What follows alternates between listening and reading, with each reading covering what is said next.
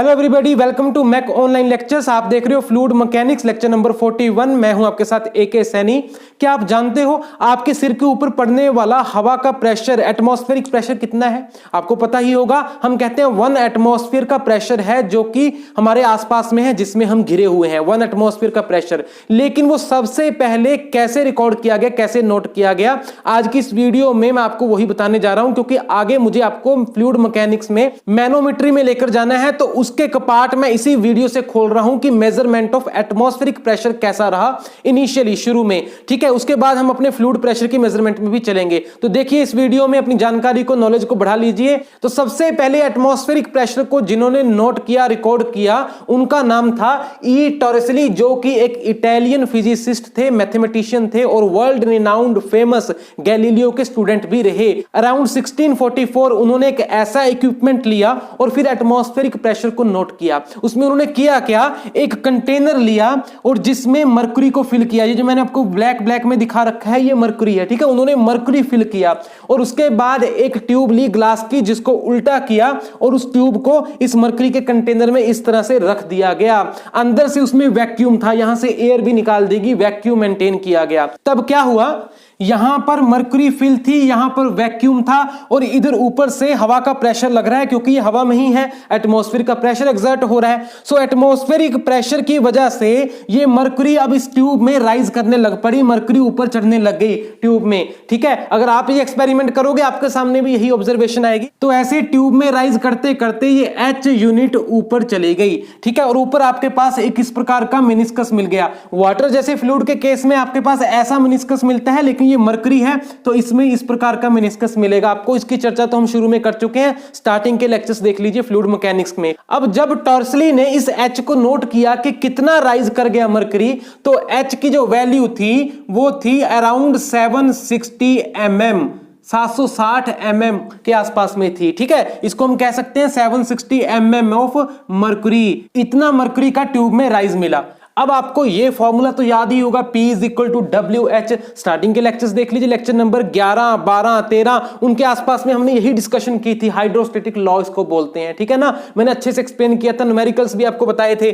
P is equal to WH। इसको अगर इस सेटअप के ऊपर लगाकर देखें तो क्या रिजल्ट्स आ रहे हैं, देखिए। W है स्पेसिफिक वेट ऑफ फ्लूइड और मरकरी का कितना है, 13.6 times specific weight of water, 9810। बहुत बार पहले बता चुका हूं आपको, ये W है मरकरी का। ठीक है, न्यूटन पर मीटर क्यूब में, इंटू एच। कितना कॉलम राइज कर गया, 760 mm, यानी 0.760 मीटर में हमने कन्वर्ट कर लिया 1000 से डिवाइड करके। अब आप इसको सॉल्व कर लीजिए तो ये वैल्यू आई 101396 पास्कल, और अगर किलो पास्कल में लेते हो तो 101.3 किलो पास्कल या 0.4 किलो पास्कल, अराउंड इट। ठीक है, तो इतना प्रेशर कहां पर है, ये यहां पर है, इस सरफेस के ऊपर प्रेशर है और ये पूरा इक्विपोटेंशियल सरफेस है, यानी ये एटमॉस्फेरिक प्रेशर ही है 101.3 किलो पास्कल। ठीक है, पिछले फंडामेंटल्स को भी देखिए जो मैंने स्टार्टिंग में आपको बताए थे। और इसी 101.3 किलो पास्कल को फिर नाम दे दिया गया 1 एटमॉस्फेयर का प्रेशर। 1 atmosphere is equal to 101.3 kilo pascal, जैसा मैंने पहले भी बता रखा है आपको। तो यहां से टॉरिसली ने इस प्रकार से फाइंड किया था एटमॉस्फेरिक प्रेशर को, और अपने इस इक्विपमेंट को उसने नाम दिया बैरोमीटर, BAROMETER। तो यही बैरोमीटर डिवाइस है। अच्छा, अब टॉरिसली के नाम से ही प्रेशर की हमारे पास एक ट्रेडिशनल यूनिट भी है, जिसको हम टॉर बोलते हैं। Torr, TORR। ये क्या है, एक्चुअल में 760 mm ऑफ जो मरकरी है, इसी को 760 टॉर बोल दिया गया, 760 टॉर। ठीक है जी, और इसका मतलब क्या है, 1 mm ऑफ मरकरी वो कितने प्रेशर के इक्विवेलेंट है, 1 टॉर के। ठीक है, तो 760 mm ऑफ मरकरी का राइज जो है वो 760 टॉर के बराबर बन गया। और यहां पर देखो वो टोटल 760 mm ऑफ मरकरी यानी 760 टॉर, वो किसके बराबर हुआ, फिर वो हमारे पास है 101,396 पास्कल। इतने प्रेशर के बराबर है ना, वो इक्विवेलेंस ही है। तो यहां से 1 टॉर किसके बराबर होता है, this is equal to 1/760 of 101,396 pascal, ये इसके बराबर बनता है। और बेसिकली हम इसको डिफाइन कैसे करते हैं, 1 torr is 1/760th part of 101,396 नहीं, 101 325 101,325 इतनी हम वैल्यू लेते हैं, ना कि 101,396। क्यों?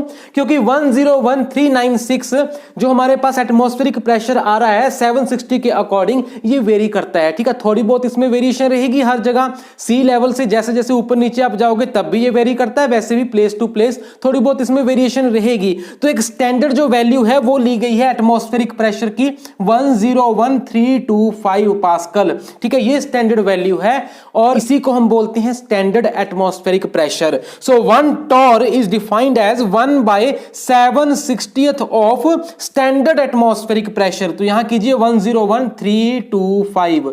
ठीक है, ये स्टैंडर्ड एटमॉस्फेरिक प्रेशर का 1/760th कर दोगे वो 1 टॉर प्रेशर बनता है। ठीक है, और वो किसके इक्विवेलेंट है? 1 mm ऑफ मर्क्यूरी का जो कॉलम है उसके इक्वल है, वो उसके इक्विवेलेंट है वो प्रेशर में। ठीक है, तो याद रखिए इस इंपॉर्टेंट बात को भी। तो चलिए जाते जाते एक बात और आपको बता दूं, क्यों इस बैरोमीटर डिवाइस में मर्करी फ्लूइड को यूज किया गया, वाटर को यूज नहीं किया गया। वो इसलिए, अगर हम वाटर यूज करते तो ये जो हमारे पास एच हेड आता वो बहुत ज्यादा होता। क्यों? क्योंकि एटमॉस्फेरिक का प्रेशर तो इतना ही है 101,396 पास्कल। 101,396 प्रेशर तो यही है। अगर हम इसको वाटर के हेड में कन्वर्ट करें is equal to W of water into H of water, HW हम लिख देते हैं फ्रॉम द सेम फॉर्मूला। ठीक है, तो यहां से हमारे पास एच वाटर के लिए कितना आता? 101,396 बाय W ऑफ वाटर, और W ऑफ वाटर होता है 9810। जरा ये कैलकुलेट करके देखिए, आपके पास वैल्यू आएगी अराउंड 10.3, ऐसा यूनिट ही है तो मीटर में। तो कहने का मतलब आपको कितनी लंबी ट्यूब उसके लिए चाहिए थी, क्योंकि 10.3 मीटर तो हेड राइज हो जाना था फ्लूइड का, वाटर का उस केस में। ठीक है, तो ट्यूब की लेंथ कितनी ज्यादा आपको चाहिए, जबकि मर्क्यूरी के केस में सिर्फ 760 mm, बस सिर्फ इतना ही राइज हो पाया है। हमारे पास कंपैक्ट इक्विपमेंट से ही काम चल गया। एक बात और भी थी, अगर वाटर लिया जाता तो पॉसिबिलिटी थी कि यहां पर वाटर वेपर की एक्यूमुलेशन होती और वाटर वेपर कलेक्शन क्या करती, अपना वेपर प्रेशर एक्सर्ट करती और वो फिर इंटरफियर करता हमारे सारे सेटअप में। तो इस छोटी सी वीडियो में मैंने आपको एक्सप्लेन कर दिया कि किस प्रकार से एटमॉस्फेरिक प्रेशर को रिकॉर्ड किया गया था, नोट किया गया था। ठीक है, इसमें बहुत सारी बारीक बातों को आपको पता लगा होगा। तो आगे हम प्रेशर मेजरमेंट्स में ही जा रहे हैं, मैनोमेट्री में जा रहे हैं। बने रहिए साथ में, मिलते हैं जल्दी। Thank you very much.